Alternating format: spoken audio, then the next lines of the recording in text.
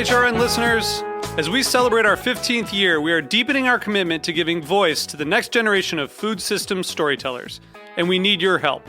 Our internship and fellowship programs help activate new possibilities for underrepresented and underestimated young people through experiential journalism, audio engineering, and production training.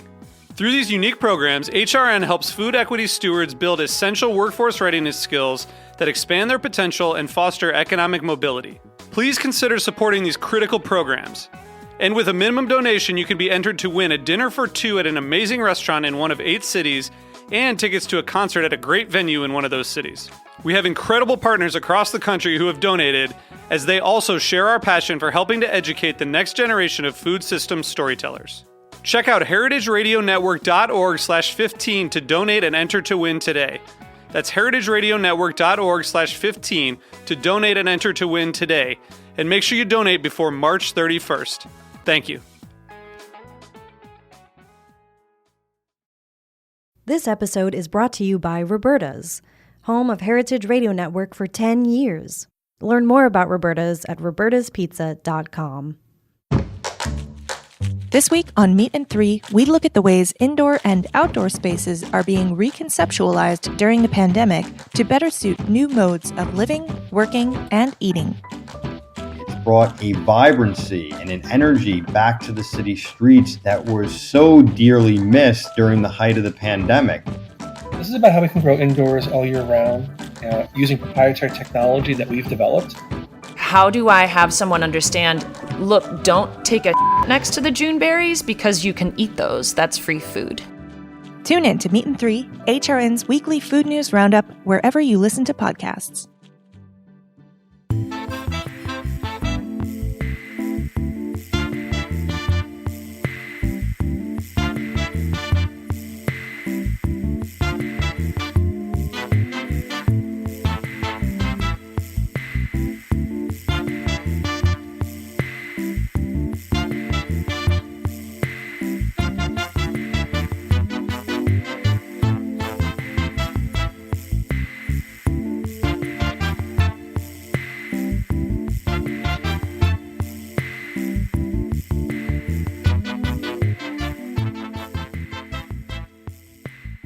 Welcome to the Grape Nation, your weekly wine journey. Our guest is Ariel Arce. We'll talk to Ariel about hustling through the pandemic, her new book, Better with Bubbles, and maybe even a little caviar. I'm your host, Sam Ben-Ruby. Stay with us for the Grape Nation on the Heritage Radio Network. We bring wine to the people. New York City's own Ariel Arce is the proprietor of Niche Niche Air Champagne Parlor, Tokyo Record Bar, and Special Club. Ariel is a thought leader, tastemaker, influencer, and has been tagged as the new guard of New York dining. She has created convivial, laid-back, and affordable neighborhood hangs with a focus on wine, champagne, education, music, and creative food. Ariel Arce has been referred to as, and is, the Champagne Queen. She recently launched a new caviar company called Caviar, and has a new book, which we'll get into, called Better with Bubbles, coming out of all days, November 3rd. Welcome back to the Grape Nation, Ariel. I just want you to know this is the first Grape Nation interview since COVID in March that we are doing face-to-face, and we are back together at your place, Niche Niche, in Greenwich Village. We are socially distanced, so welcome to the show. It's great to be back. Thank you. I feel like I'm an all-star now, getting to come on back the show. Yeah, it's like Saturday night. We'll give you a jacket when it's 5 times. Oh, sweet. All right. Make mine red, though. Because we had you on, people can go to the other show and get some background on you and the places. I really want to concentrate on 2 things. And one of the reasons I did ask you to come back, because I want to talk about how the pandemic has affected you and your restaurants. To my recollection, before the pandemic, you were on a roll. You had, not recently, but you opened your 4th venue featuring food, wine, and music, Special Club. Yeah. So that was a dream fulfilled, below Niche Niche. And then in March, this past March, and we're sitting here, it is late October, you had to shut everything down. So What I want you to do is think of it this way. Take me through a diary of how you got through all of this and got back to, I guess, where we are today, which is limited indoor and outdoor seating. So I'll kind of set up the chronology. When did you realize you had to close? I guess the why was, the state or the city. And when that happens, are you ever prepared for that? I feel like you're making me relive my trauma. Well, I This is just like thought of that. Therapy 101. I'll give you a hug after. The best thing that could have ever happened was the city mandating that people had to shut down. I think that it was a really painful time to be using your own guesstimation on if you should be open or closed, because you saw some of your peers closing, you saw other people staying open. Of course, I would never want to close because I have a lot of employees that need jobs, and of course we have bills to pay. And eventually just the city forcing it was actually best relief that you could have asked for, because you didn't get to make a decision. It just had to happen. It's the same story that probably most people will say, which is like, do you remember when we thought it was only going to be a few weeks? And then it was 8 months. Well, that was sort of the next question. It's like, when it happened, you just implied that, all right, this is going to go on for a little bit, and that didn't happen, right? There was a lot of like touch and go of what you knew you could do or what you couldn't do. I'm not sure how closely you were paying attention to everything that was happening, but it felt like every single week there was a new guideline, there was a new piece of information of what was allowed, who was essential, who was not, curfews, masks, no masks. Like, it just never allowed you to prepare in any way whatsoever. And even currently, it being 3 days from November 1st, and that was supposed to be when the government would announce if we could be 50% capacity Is there indoors. a yay or nay on that, or you're still waiting? There's nothing. Okay. So there's never anything. There's Right. just 2 weeks before you know something. Then once you know it, there's strict rules on what you can't do, and then that changes immediately.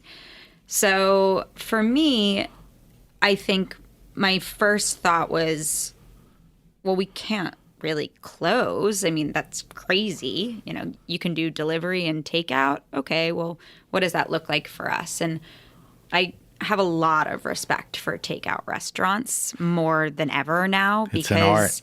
Yeah, it's just a totally different business than anything I ever set out to do. And on top of that, to be a great takeout restaurant and also be a great restaurant is really, really difficult. And so not only are you learning how to make your business viable, you're also trying to make it visible, because at that time there has been and is no food media at the moment. The only thing that the media wants to talk about, which was the thing that we would use in the past to get our messages out into the world, is, what's happening with the depressive state of restaurants, what's happening with Me Too in restaurants, what's happening with POC in restaurants. That's the topic of conversation, which is a massively important conversation to be had. But that's all it was. That's all it was. And that's kind of currently still what it is. So I was actually talking with a girlfriend yesterday, and she said that she had just come back from Los Angeles, and her friend asked her like where they should go out, for something. And she went on Eater and did a little Google and was like, what's the new place to go to? And like the depressive nature of everything that was on Eater just made her be like, let's order in. Like, that's kind of, I think, it's not a disservice. It's just like the nature of clickbait, and what people are trying to do at this time is just tell these stories of what we've all been going through, but like not what's actually happening right now. And I think there's some really amazing stuff happening in our industry, whether it's like restaurants collaborating, whether it's people that have like lost their jobs and are doing really unique pop-ups, whether it's like cool kits for the home, or restaurants being open and offering like really cool experiences.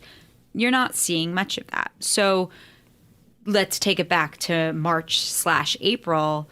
I'm pretty lucky because we've been building our newsletter blasts and our email outreach for years now, that we were able to kind of send out into the world look, here's all this shit that we're going to throw against the wall. Like, which is going to stick on you? And when you have 3 different restaurants trying to do that at once, it's complicated. We also had to furlough the majority of my staff, but I also made commitments to people where I said, until you get or have any sort of unemployment, I'll pay you X dollars that I can afford to pay you, or, let's try to do this kind of takeout thing, and I'll give people day rates, like whatever I need to do. And my biggest stress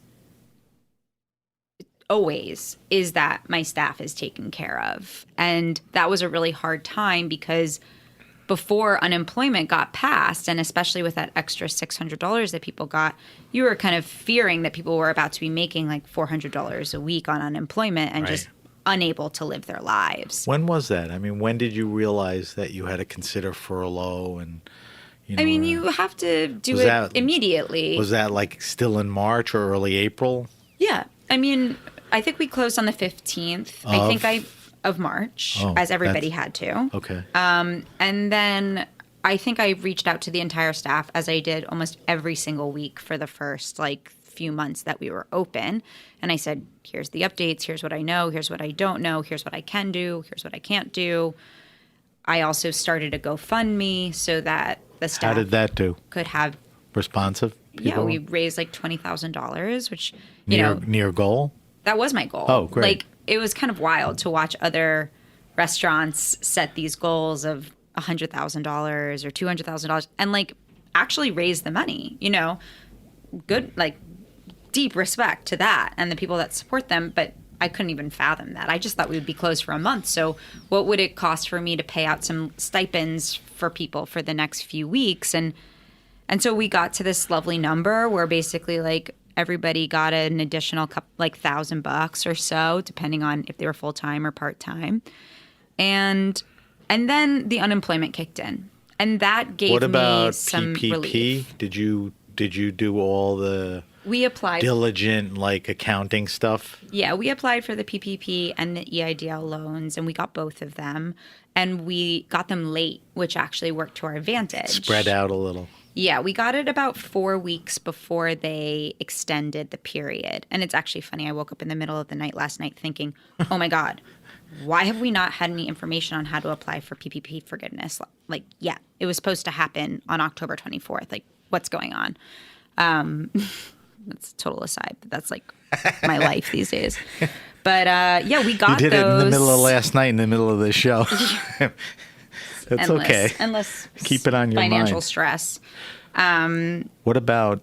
But yeah, that was really helpful. Do you think this is sort of none of my business? But do you try to seek rent relief? Do you go to landlords? I got all those things. You did. My feeling was when the PPP was first written, those initial bylaws, it said that you could use 25% of it to pay your rent, to pay your utilities, to pay your electricity, essentially. That was it. You couldn't do anything else with it. And then you had 75% to pay for your staff. And I contacted my landlord immediately. And here at Niche Niche, he's a really great guy. And I said to him, look, I will get $40,000+ as my 25%.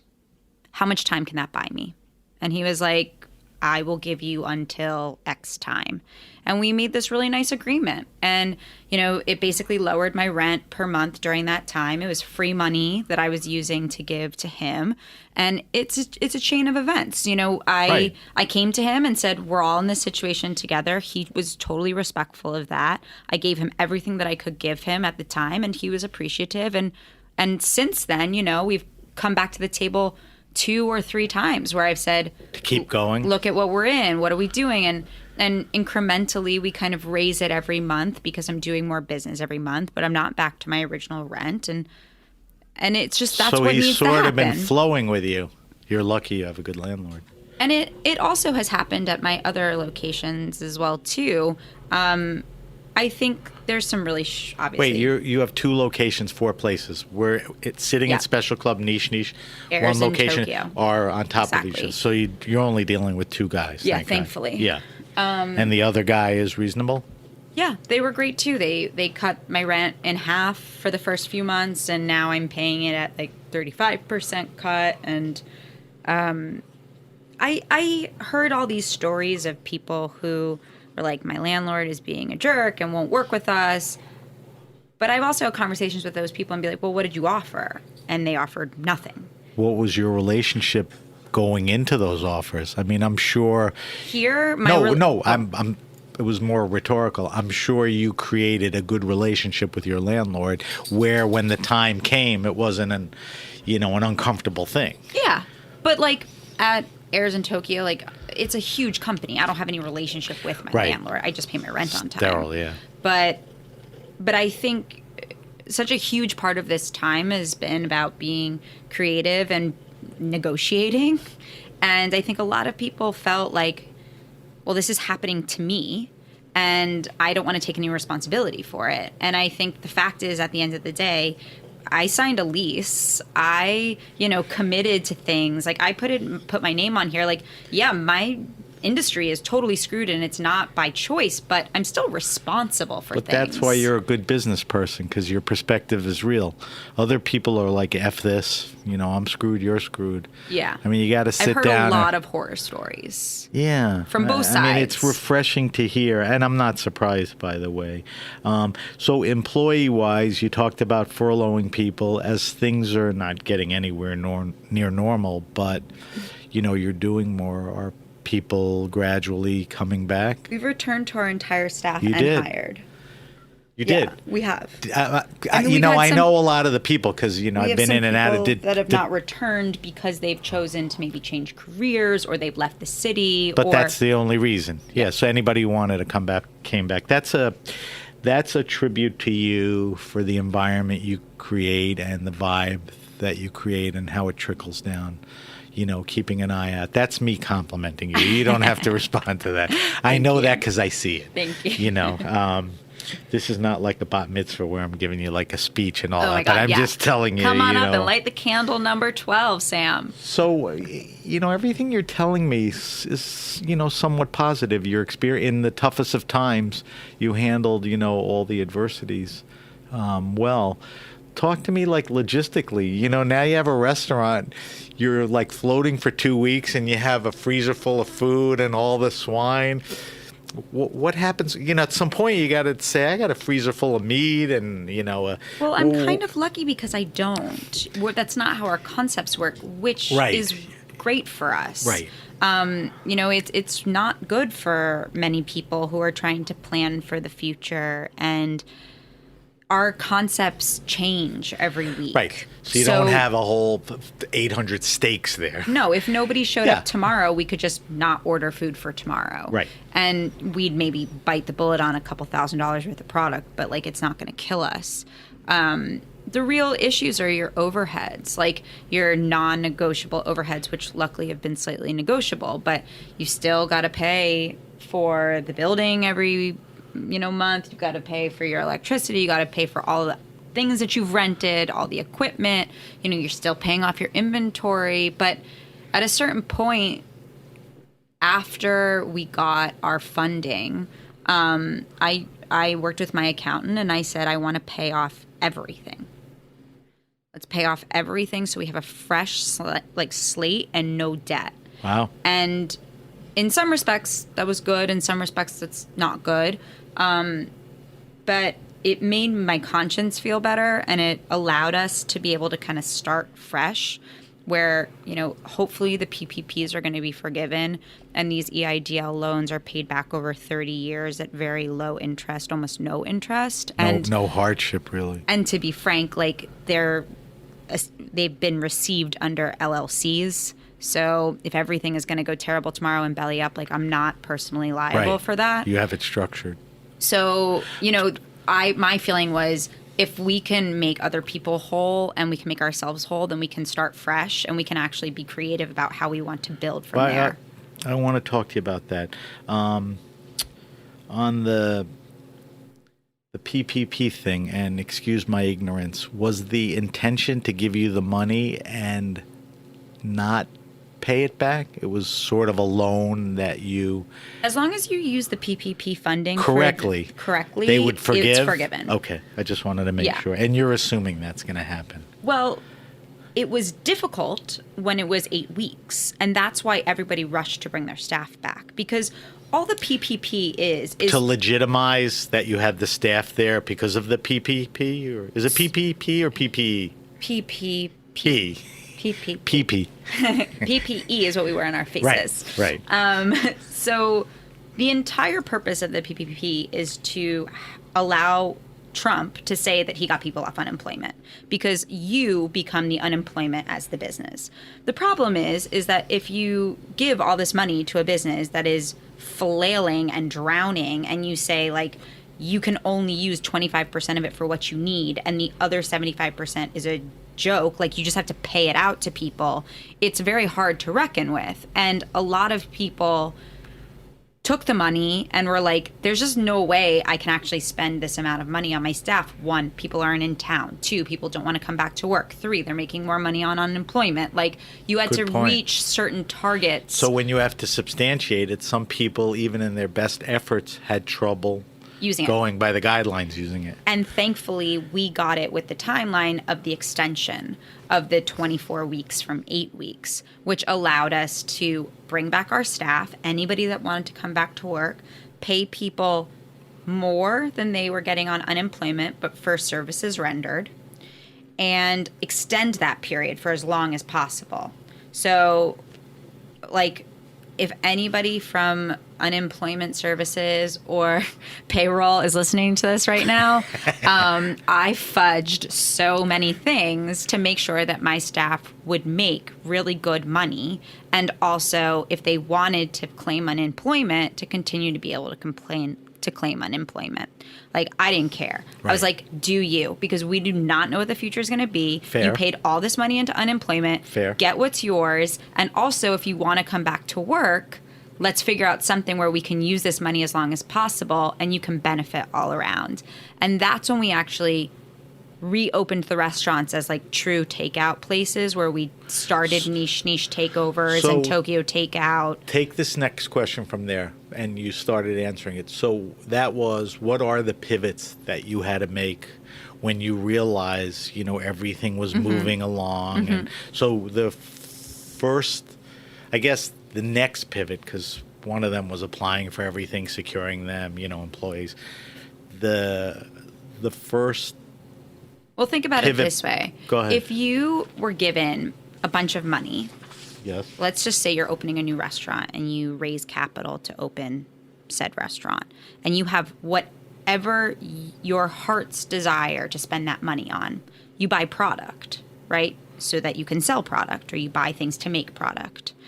What the PPP did was not give you the ability to buy product, but buy labor. People. So when you have people, you can create. And that was my pivot. Was before I was relying on like selling the product that I had in-house. Now it was about, let's get people back together. Think about how much time we have to create the best thing that we can create for ourselves, and then we can make it. So it was kind of a backwards, almost like startup approach of like, I brought in people to create product rather than buy product. And it allowed us to be as creative as possible, which allowed us to do things like these amazing niche takeovers with chefs from all around the world and package them up and deliver them and do something that we could never dream possible because we had humans. That's been going on for 2-3 months already, right? Yeah, I mean... 12 weeks? No, it's been about 22 weeks. Oh, it has been that long? Yeah, for us.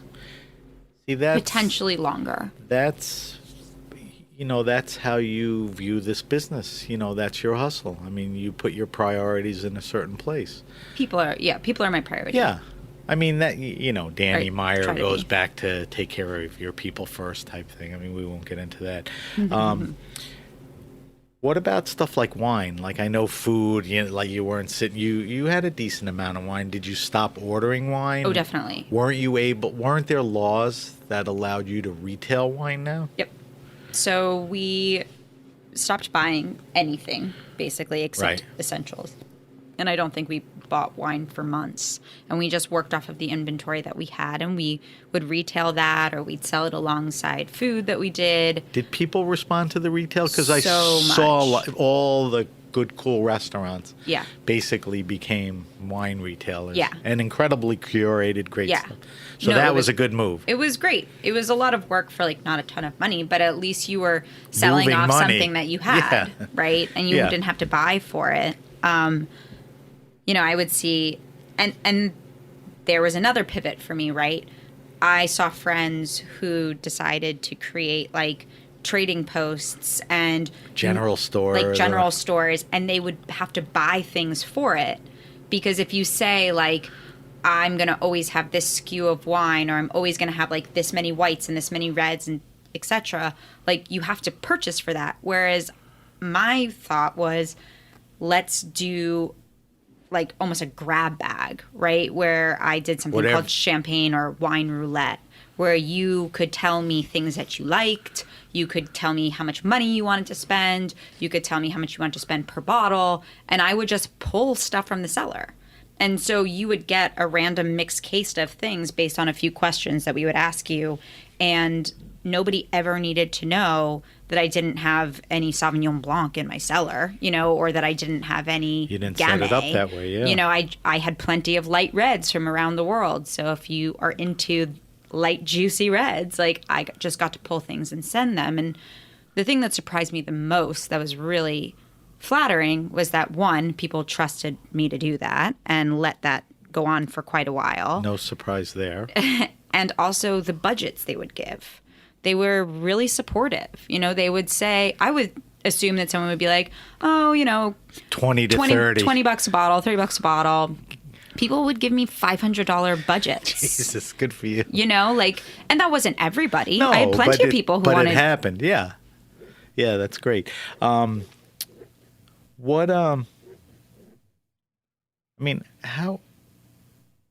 trying to figure out just this. This is what I wanted to ask you, because we were talking about customers. And I've seen you reference this in social media. Today, how is a customer supposed to act when they come into a restaurant? I'm assuming most people do the right thing, but I'm sure there's some assholes. What's the minimum expectation you have for somebody to enjoy, a night outside, if it's nice out, or inside spaced? For me, it's it hasn't changed that much, because we rarely get assholes in general in our restaurants. It's not the DNA of who comes here. No, we've never been like, we've certainly been cool, hard to get into restaurants. Sure, I'm not going to deny that. But we've never been the type of place where you're like, they're dicks there, so we're dicks when we go there. We've always had really nice people, because we try our best to treat people well. And So it's not a big issue. I don't really see that much of an issue. What I do see is that people don't give the tolerance that I think that they should be giving in this moment. Like, if you don't get enough attention table side, what's wrong? Like, who are you to think that in this moment you should be interacting nonstop with a server? It's one, not safe. Two, we should be distancing ourselves as much as you should be distancing yourself, because as a server, you're interacting with potentially 100 people a night. You don't really want the same type of interaction that you used to have. There's a perfect example. And to be disappointed that you don't get it, I think is an entitlement that people need to let go of. I agree, but that's something you created. You created that vibe and that touch point, and all your people have personalities, and that's what it's about. So if these are regulars coming in, they're a little upset. But to your point, they just have to let it go. What do you expect in this circumstance? I think our thing has always been like, try to set the expectation, because when a guest walks into an experience and they don't necessarily know what they're going to eat or drink, or like things are going to be surprising, which they always used to be. We never used to release our Tokyo Record Bar menu. We never used to release the niche menu. It was always a surprise. Now we give people more of an understanding of what they're going to walk Well, into. it's built around that now. 'Cause it's the different. chefs and the personalities and the collaborations. You got to get excited, yeah, right? But I think you don't have a choice. But when they sit right, down to get people excited. to come. Look what we're doing. This guy, this Exactly. Will, yeah. So when people sit down, we really try to set the expectation, which is, look, have you been here before? If you haven't, here's how it's going to run this time. And this time, I'm going to try to give you as much space as possible. I'm here to talk to you as much as you want. If you need anything, if you don't feel like you're getting the attention that you need, like, I'm here for you. But I'm also not going to be sitting at your table with you tonight. Right. Which is fair. And you probably have to tell that to a few people. I worry about this, maybe less with you, but, we have a lot of friends in the biz. I mean, to what extent is the restaurant business going to survive in New York? I mean, people that are probably out already. You know people that are struggling beyond. Yeah.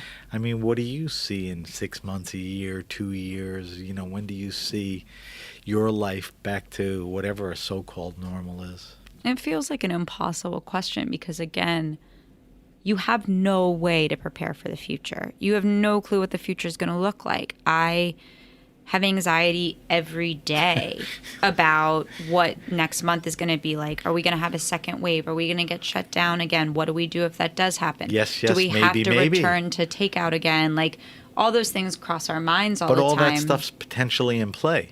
Yeah. I mean, it's not fun. Like, this business, as much as it wasn't glamorous, at least it was fun. You found the fun and made it fun and created We it. all did. Yeah, why would you come here every day? You surrounded yourself with people, concepts, spaces. Yeah. So this just makes it trying. Yeah. So and like when you think about your life and you think about like how you want to move forward in your life, like I will always be the person who like gets knocked off the horse and gets back on, right? That's just who I am. But at a certain point, you have to look at what the current climate is and you have to make smart choices and good decisions. And sometimes that decision might be to not get back up on a horse because that horse might be lame, Right. It might hurt you. Right, And but it's a calculated decision. Exactly. So, you in the intro, you're a tastemaker, trendsetter, you have all these concepts and everything. Special Club was fairly new. Mm-hmm. My assumption was that, you were going to keep going with ideas. Is it fair to say that your ideas of expansion have sort of become survival now? I mean, now it's surviving, not expanding. It's what? Or no. Or I don't know. Like, it doesn't mean restaurant. Okay. A year from now, I don't know what that looks like. But I know that restaurants are not dead in the water forever. I don't think people want them to be. So to not think about doing more projects in the future or more restaurants or restaurants that are created for this type of climate that can be built into other things down the road, like, I think it's foolish to not think about those things because we're going to come out of this at some point and it's going to unfortunately be a kind of sad wasteland of what remains, and there's always going to be room for new things. I like the way you answered that because you answer it with hope, hustle. You're not so under the water that you can't see, above it, and I think that's, very healthy, and I think because of that, you'll eventually get to where you want. Ariel, we have to take a quick break. We're talking to Ariel Arce. Ariel is the proprietor of Niche Special Club, Tokyo Record Bar. And what am I missing? Oh, Air Champagne Parlor, which really launched it all. We're going to come back and talk to Ariel about her new book. You are listening to The Grape Nation on the Heritage Radio Network.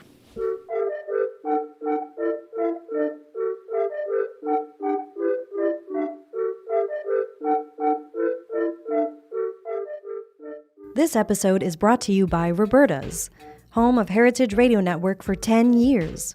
Roberta's was founded in Bushwick in 2008 and has become one of the most iconic restaurants in the country. HRN made its home inside of Roberta's in 2009, and together they have become part of the DIY fabric of the neighborhood. Roberta's, the pizza restaurant, is open for lunch and dinner 7 days a week and serves much more than just the famous wood-fired pizzas. Their team dreams up new salads, pastas, and sandwiches on the regular. Roberta's Tiki Bar is alive and well in the back garden, serving up frozen drinks in the summer and hot toddies in the winter. Stop by the bakery and takeout spot next door for fresh breads, sticky buns, and pizzas to go. And of course, there's the 2 Michelin-starred Blanca tucked away in the garden for truly daring diners. But Roberta's also extends beyond Bushwick, with multiple locations in New York City and now in Los Angeles. You can also find their frozen pies in grocery stores around the country. The spirit of Roberta's, like Heritage Radio Network, is everywhere. Here's to many more years of pizza-powered radio. Learn more about Roberta's at robertaspizza.com.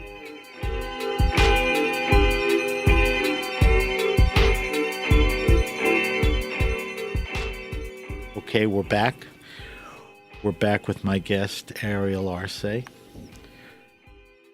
What, I was just going to say, like, restaurateur extraordinaire. You know, people have called you the champagne queen and all that. I guess it's silly. We don't need to make up names for you. It's silly. All right, so I want to spend some time talking to you about a book that you wrote, a book, you know, that's a passion of yours that, you know, before we didn't talk much about, so we could jump into this. You have a new book called Better with Bubbles. That's the short name. It goes on, something effervescent, blah, blah, blah. We'll get to it eventually. Yeah, I don't even think I know it. It's coming out on All Days, Election Day, which is a week from today, which is when, you know, we'll air this. And because it's champagne related, I think it hopefully could be good timing. All right, so I read a digital copy of the book. So I was able to really go through, you know, all the artwork, everything. It was just, you know, on the computer. I found it informative, which I think you intended. I found it practical because you could go to areas, whether it's shopping, you know, or information. I thought it was fun, which, you know, a book like that, you know, you don't want to. And I think it was somewhat typical of you because it was a little edgy and irreverent. Which I think, I'll take that. Yeah, I think you wanted that, and whether it was the photography or the artwork, or, you know, you broke the sections down. I'm going to quote something you said. You said, "Champagne and I have something in common." So to kick off the book, why'd you say that, and what is it? I think the actual quote in the book says, "Champagne and I have something in common. What, if anything, is possible?" Right. And thank you for finishing. I believe that. I mean, champagne was created out of a mistake, right? It was created not on purpose to be in its present form. And I think once people realize that mistakes can actually lead to happy accidents, then, you know, everything you thought that you knew changes, and you have the potential to set a new course for anything afterwards.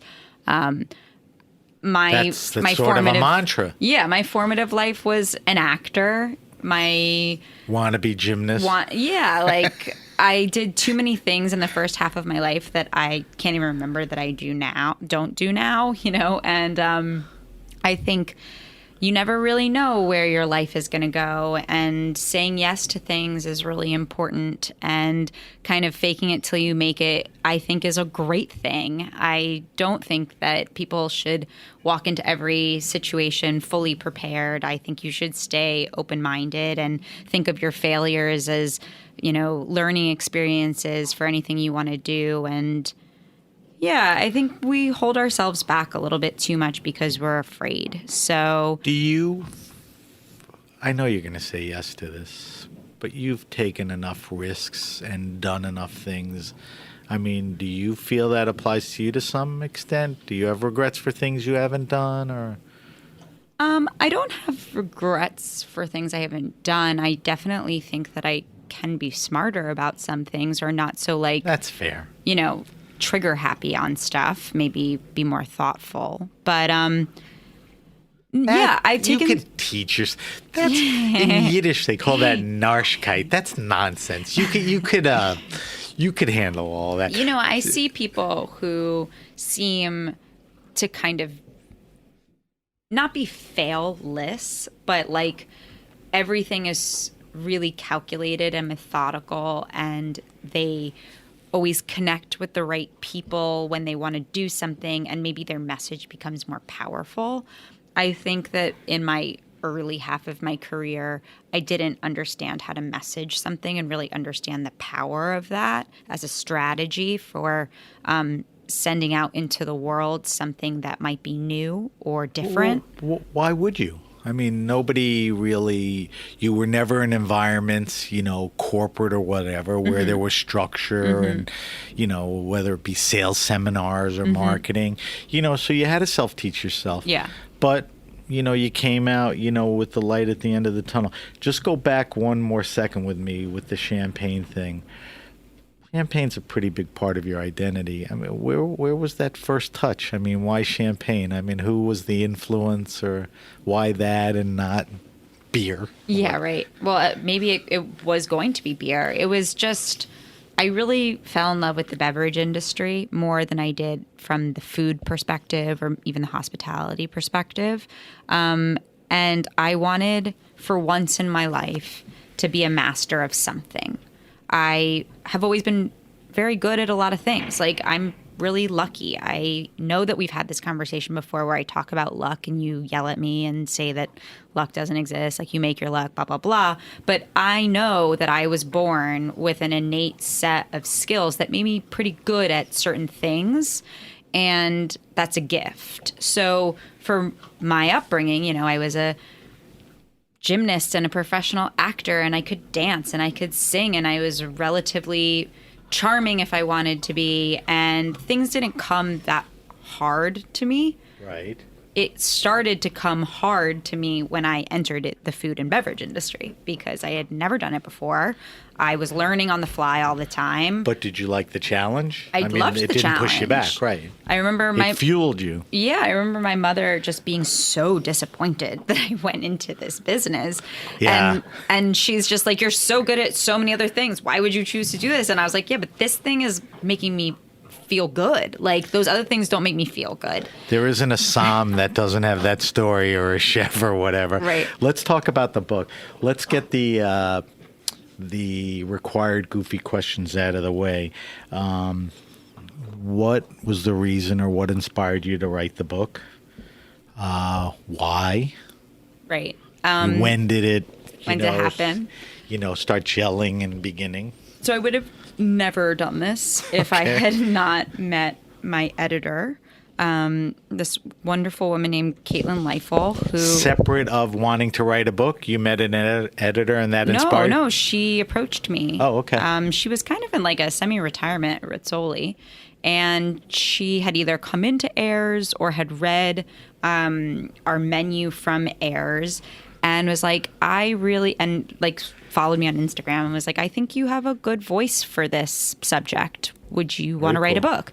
And I had taken a couple meetings with some other publishers. Thank you. And it just didn't really click or like vibe. And when I met Caitlin, I was like, I don't really have any intention of writing a book. One, like, I'm a terrible speller. And she was like, we can help you with that. It's not your problem, right? I was like, Just get close. Exactly. And she was like, I think that you could write a book on the world of sparkling wine or champagne that's for a younger demographic that is really excited about this product. And I think you can make it really fun. And that was like all I needed to hear. So answer this question. I got a million questions. There are a lot of champagne books out there. Yeah. Here's your pitch. What makes this book a little different? Mm-hmm. And it may be who it's, for. This book isn't just about champagne. So the subject. Well, and why should people buy it? It's sparkling wine, which is champagne and sparkling wine. Is that what you were going to say? Yeah, the book is about what is currently going on in the world of sparkling. So champagne is a huge part of that, and champagne is my main focus. But then it also touches upon what's going on in France outside of Champagne, what's going on in Spain, Italy, Japan, what's going on in South Africa and New Zealand and America and England. So let's stay with that, because we'll talk about champagne. I have a bunch of questions. But the book is about champagne and sparkling wine, which almost equally excites you. Talk to me about the world of sparkling. There are a dozen plus countries that are, doing a good job. What's going on there? Well, to go back to your previous question, there is no text on this subject. There's no text on sparkling wine, period. There is on regions or styles, right? You could read a book about cava, or you could read a book about champagne, or you could read a book about Prosecco if you wanted to. But there was nothing that took all those things together, not to mention a ton of other things that were going on around the world, and said, let's put this all on an equal platform. It's not my bias that I think champagne is better than these things. It's that they all exist, and here's a moment of what's going on. And I would love if, there's one takeaway from this book, that this is kind of the springboard for people to start writing more about wine with bubbles, because it's wine first. All of the wines that are in this book, I think of that way. And it's just so happens that they have this common thing that they're Evervest, So I think that was a really cool and unnecessarily large challenge that I took on. But once I started, I just couldn't stop, because I would just start doing all this research, and I would think about wines that I loved. And I was like, well, this needs to be included, and this needs to be included. And went on. And there we were. Yeah. It's an endless subject. Let's talk a little about champagne and sparkling wine. I'll do this part. Champagne has to be made in Champagne. It's twice fermented.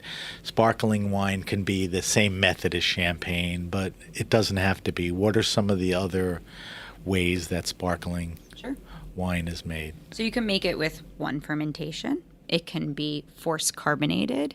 It can be made fermentation in bottles like your Pétante Naturals or Calfundos in Italy.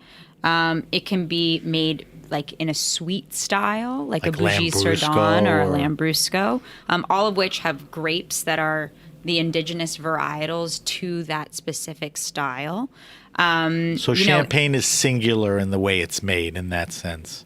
Yeah, they coined it, right? Yeah. They figured it out. Right. And they've been doing it the longest. And then there's other regions, and pretty much everywhere else in the world does make their take on method traditionnel or method champenoise if you're in Champagne. Method traditionnel is method champenoise? Just not from Champagne. Right. Okay. Talk to me about something very cool going on in Champagne, and that's the grower movement, which I think a lot of people don't know about. Right. And it's exciting. Yeah, it's not just about the grower movement, which is people that grow their own grapes and make wine from those grapes. It's about this kind of interconnected relationship that's happening between what are the large brands and maisons and small winemakers that are now not even that small anymore sometimes, and how they're kind of pushing one another for the sustainability of the region. Champagne in the 70s and 80s, the terroir was really tormented with terrible, terrible practices.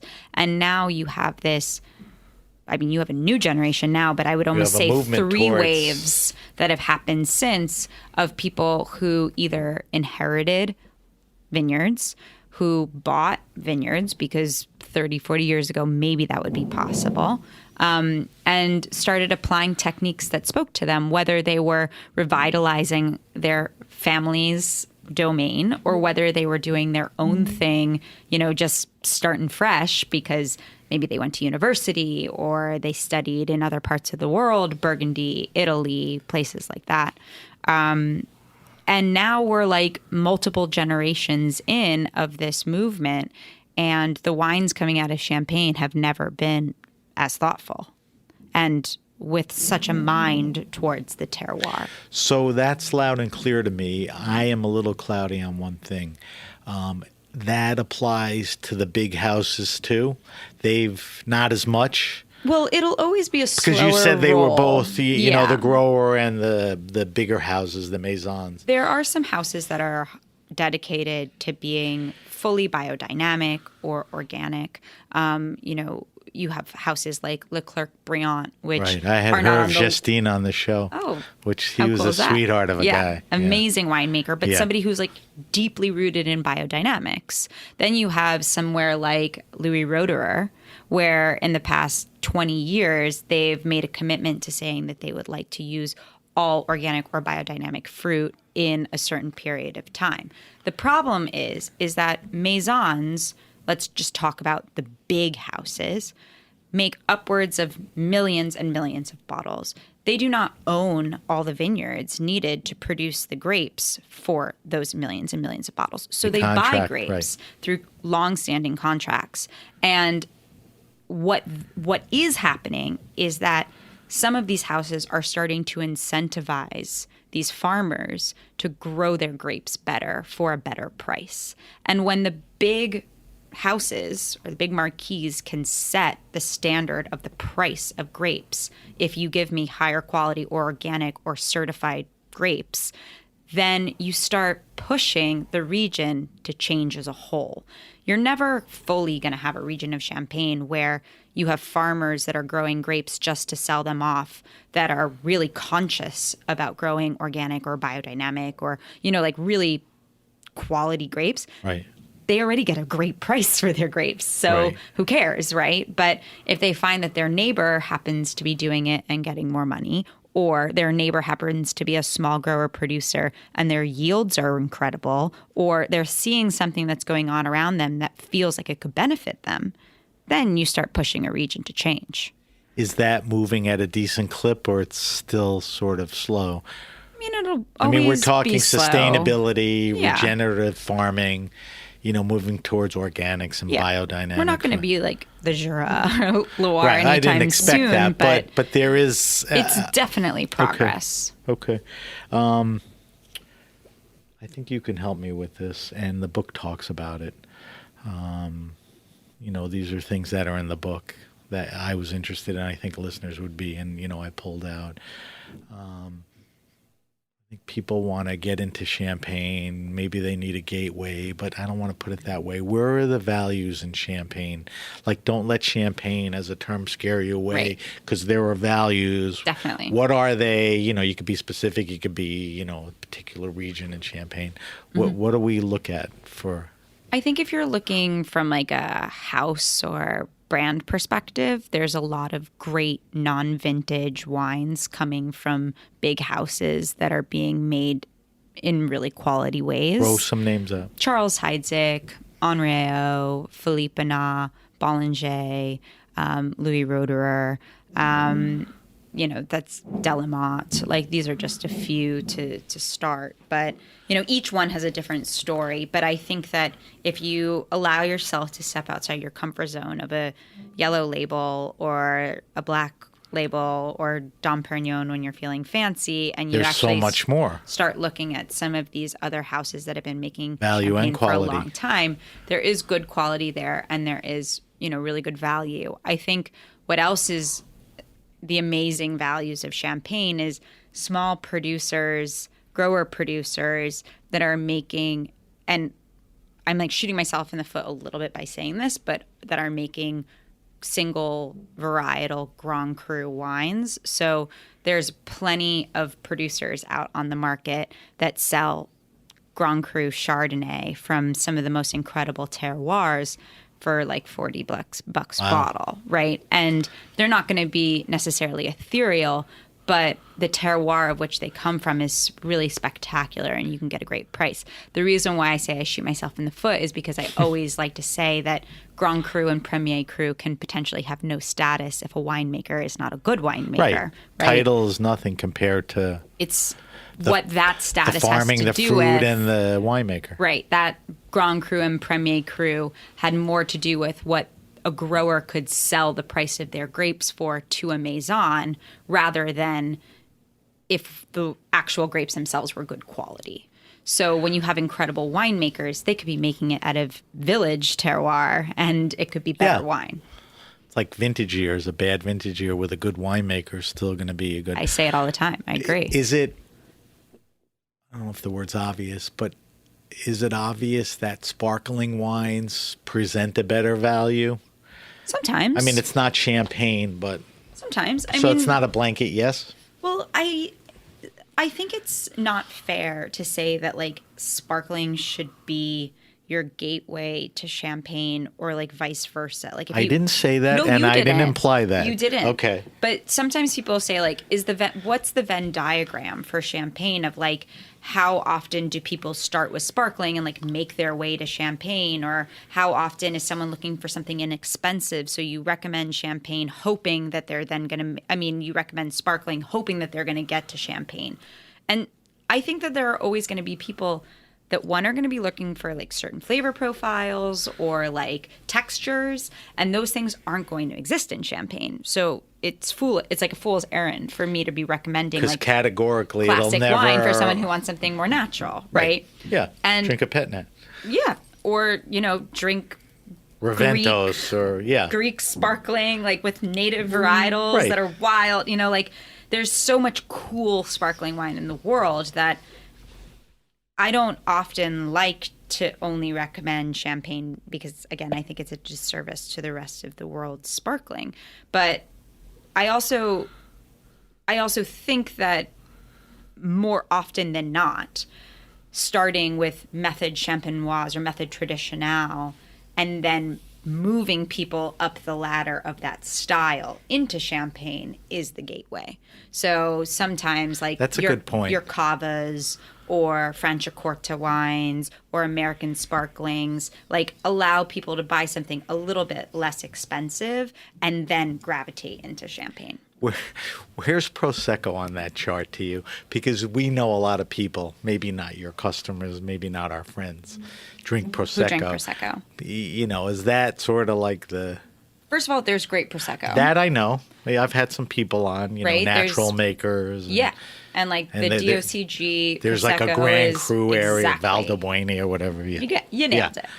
But I don't know. I think there are days that I just want like the lightest, most fruit forward, most like easy breezy drinking wine, and I would open Prosecco to drink that, or make kind of a cool spritz with it, or like I think it has its purpose. I would never ridicule anybody for asking for Prosecco, but sometimes if I feel comfortable with a guest, I'll say like, do you want Prosecco because your wallet wants Prosecco, or do you want Prosecco because you like the flavor profile? Right. And sometimes I'll get both answers. If you want inexpensive sparkling wine, there's amazing inexpensive sparkling wine from around the world. You don't just have to be stuck in this one marketing category. But if you like Prosecco, there's also amazing Proseccos for you. Yeah. A couple more questions. And I want you to answer my wine list. We did it last time. Your preferences, I want to compare them. Okay. On social, and then I'll post them. It will definitely have changed. Which I love to see where it's going and, whatever. You're making me work twice as hard, but I'm probably going to have to do a side-by-side, which I usually don't do. Obviously, people look at champagne, even sparkling wine, as a celebratory thing, and we're coming up to the holidays, so that's kind of a natural thing. But the real lead question is... how good champagne and sparkling wine is with food. Oh, yeah. I mean, people like don't, you're the original pizza lover. Yeah. I mean, let's just roll off the things that people may not think champagne goes with. Pizza, hamburgers, French fries, tacos, Chinese food, fried chicken. Japanese food, fried chicken. What doesn't it go with? Nothing, except for spicy stuff. Sometimes that's too where spicy, maybe a Riesling work. or a Gewürztraminer or something like that would go. Something with a little RS, they always say, is like a Uncle Boone pairing. Super spicy Thai. But then just like drink cool beer. Yeah, but I don't even think champagne, would be that, bad. It's hard when you have this really like peak acidity and really high effervescence, and you pair that with something that's super spicy. It's just not that pleasurable. What happens? I mean, what's the sort of the physical dynamic? The flavor acidity profile gets a little too bitter. It's not like it doesn't. They combat each other. It's not pleasant. Like, I don't really enjoy doing it. When I eat spicy things, I don't crave drinking sparkling. I'd rather almost have sparkling water, you know? Like, Yeah. And I love spicy food. So yeah, that's interesting. It sort of makes sense. And when people do that, they should pay attention to see, you know, what they're tasting. I know I will. The last thing, and then we'll do the wine list. You recently moderated a panel for Lafite de Champagne. Yep. I'm curious of your thoughts on this. You know, you were probably thankful to do it, and I certainly don't want you to incriminate or be negative to anyone, but are those big, expensive, potentially exclusive events because of the cost and all of that? And because of gatherings, we can't gather. I don't think somebody would do one of those events and have 25% of the people. Right.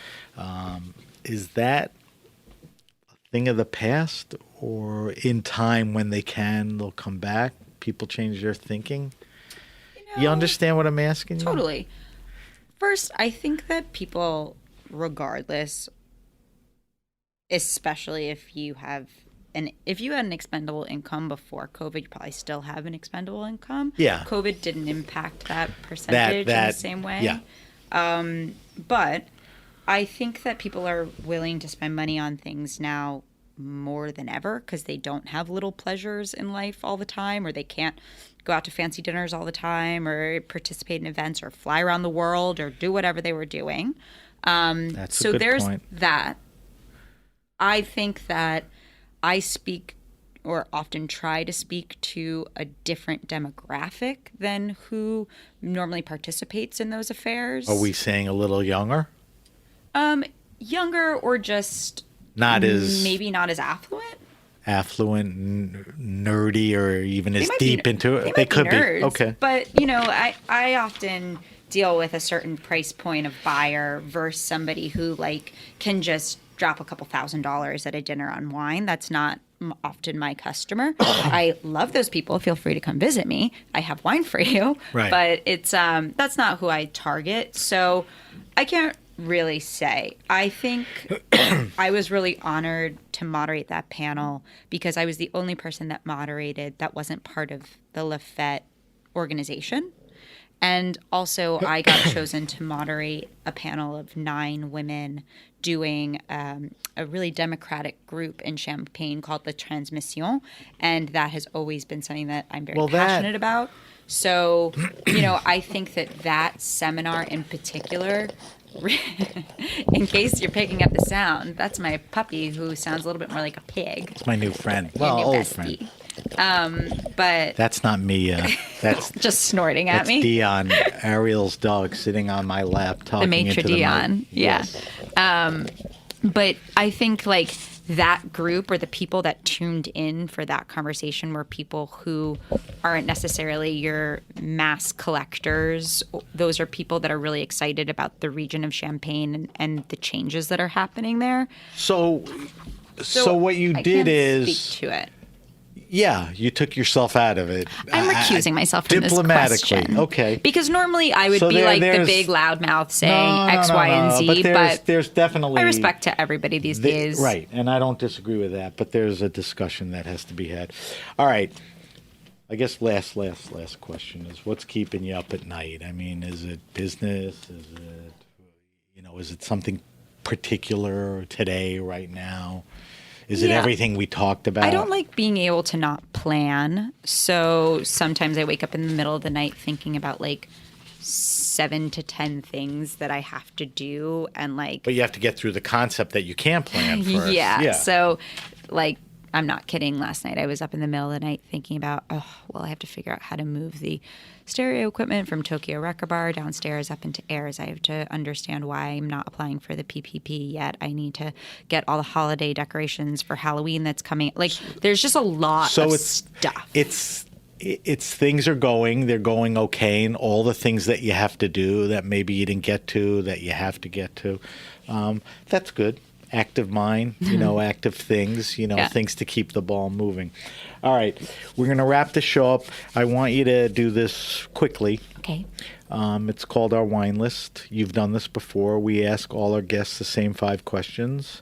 This is spontaneous. You probably don't remember the questions. Don't dwell on these. So the first question is, what are you drinking now? What's in the fridge? What are you tasting? Have the seasonal changes changed?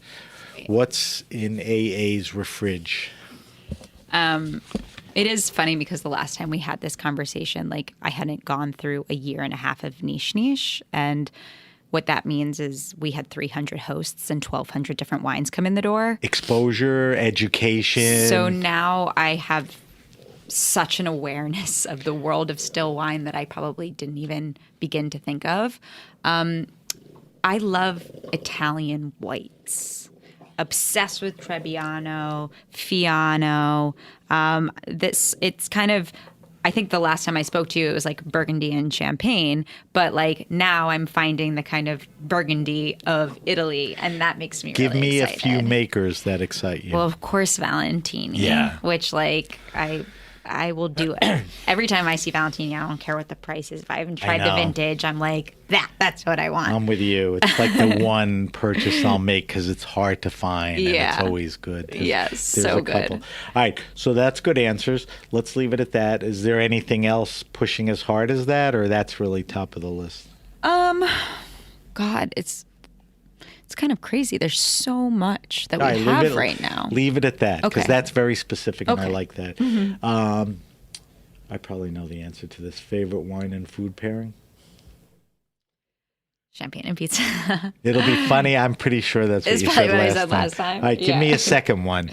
I mean, I love a cheeseburger, and I will still say champagne. Okay, I'm with you on both. Yeah.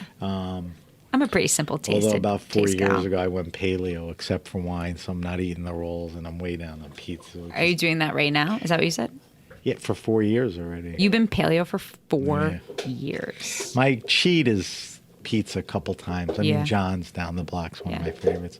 I know you like some other places, but all that's really impressive. Our Good studios in Roberta's and It's Lucali's and all that, even F&F. Will you answer this question?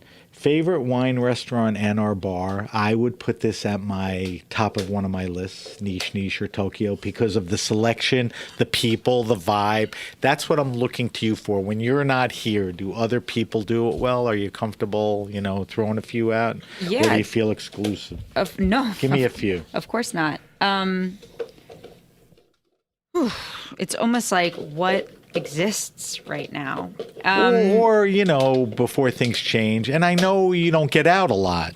Right. Well, I mean, I love Four Horsemen. I think that I'm probably sound like a broken record because everybody says it, but I just think that they've evolved in a really beautiful way. I think they started with a more natural bent, and now they just have a really awesome selection. The food's awesome. Yeah. Because I'm in my Italian obsession, I always loved to go to Maialino. I mean, if you weren't they knew always Jeff big Kellogg champagne back in the day and everything, he just set up this unbelievable list there that they just keep growing, and it's fabulous. And the Italian section's would you brilliant. say that was one of the first early big champagne lists? Oh, I don't know. That was I think probably so. It was before my time. I think so. Yeah. I thought maybe you'd know for sure. All right, so those are 2 good ones. We don't have to go any further. When I asked you this question last time, the question sort of has evolved. The question is favorite all-time wine, and when I originally structured the question, it was like, what's the rarest, most expensive wine Ariel ever drank? I don't care about that. What's the most important thing all time that changed the way you think, that resonates, that you still think about, that influenced you? And sometimes it's, like Victoria James when Lyle proposed to her. It was a Kermit Lynch, $26 bottle of wine. What's that wine to you? I mean, this really isn't my always answer, but it's the first thing that popped into my head when you asked that question. That's the right answer. Was my experience of getting to visit with Marie Noelle Ledru in Champagne. When? Well, it was her last vintage, so 2018 I was Okay. there, and it would have been her 2017 vintage. She's just such a badass. Like, she makes all of the wine herself out of basically 3 very small hectares. She is much older. She has a kind of a special secret life. She's just a most incredible type of winemaker. The story is incredible, got to and the visit with wines are her. great. Yeah. So that's why. And she's hand disgorging everything for you, and you're getting to taste things that you'll never get to taste again in your lifetime. And her wines are going to disappear because people are buying them up as quickly as they can get their hands on them, and they're drinking them. So it's kind of a I wish we didn't tell everyone that. sad story, to not be able to find these wines That's forever. a good answer, and that's really the answers, that I'm looking for. All right, last question. I think you can handle this one really well. And again, I'm curious this time versus last time. Recommend to me the best wine around 15, 20, 22 bucks. My setup always is that my kids are in their 20s. They can't go to a dinner party or give a gift of a crappy supermarket wine, but they can't afford to do it over and over for 40 bucks. So what's impressing people for 15, 20, 22 bucks? Give me a red, give me a white. You could do region, like Muscadet is a great value. Whatever you want. Patrick Puiz Chablis. Piuze. Puiz. Chablis. Yeah. Which I probably said last time too. It's Maybe, but that's a good answer. That's like one of my, like the Petit Chablis and yeah, I think you can actually even Get the buy regular just like Chablis for And it's maybe solid. $25 from him. and it's solid. Yeah, he's amazing. He's from Montreal and makes Oh, wine. that's in right. I Chablis. forgot. You know who gave me that answer too? I think it was Cedric at 11 Madison. Oh, well, obviously I'm in No. good company. No, but with all his fancy wines. He's you so know, he was fancy. able- He just made a wine, Vivanterre. Oh, I have to talk which to is him beautiful. about They have a orange wine that's really awesome. that. And then give me red. Sometimes harder for most people. Yeah.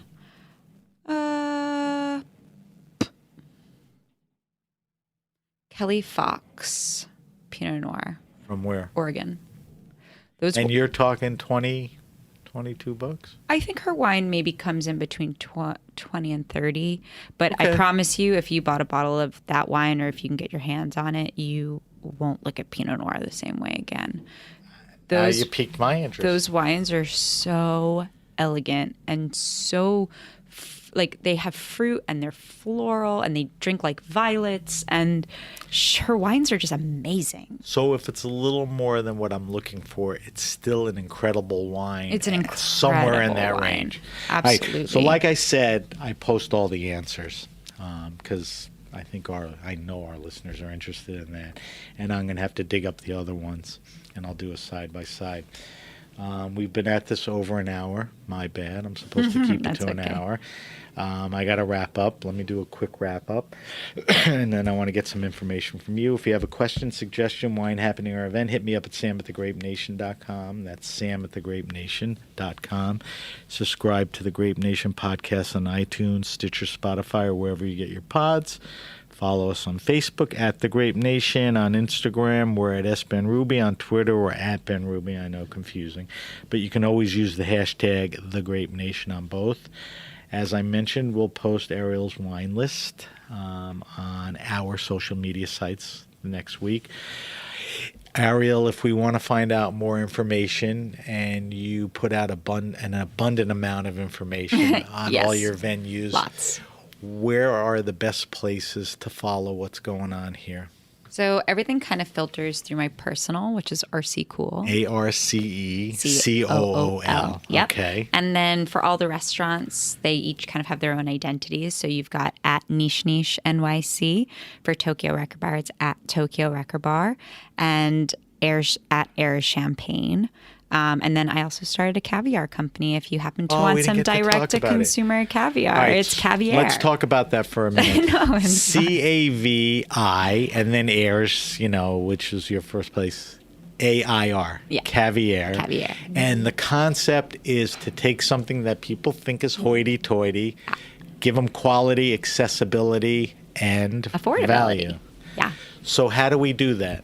You can just go to the website, which CAVI -AIR, but you can also find it through our Instagram, and it's a pretty easy shopping platform. And you have everything. Kaluga, Russian, sturgeon, Siberian, Russian. You have kits. You just did a collaboration with Krug. Yeah. A little kit with a little bottle of Krug. Yeah. I think some We're potato about to chip. do one with 5 Story, which is an amazing boutique. I mean, I hate using that word boutique, but an amazing store on the Upper East Side. So for all the downtown cool kids to actually take a little adventure uptown. And we're doing some stuff with the Hoxton hotels for the holiday season. Cool spot. And we were talking about food and champagne. You pretty much can't beat caviar on a potato chip. That's it. Maybe with a dollop Little creme fraiche. and a sip of champagne. Oh, yeah. All right, we're going to wrap it up there. So that's Caviar. That's your new venture, and it's something that I know is important to you and you're passionate about, and I wish you well on that. Thank you to our guest, Ariel Arce. It was always fun to sit down. Thank you. It is always fun to sit down with you. Thank you to our engineer, Amanda, and everyone at the Heritage Radio Network. I'm Sam Ben Ruby, and you've been listening to The Grape Nation.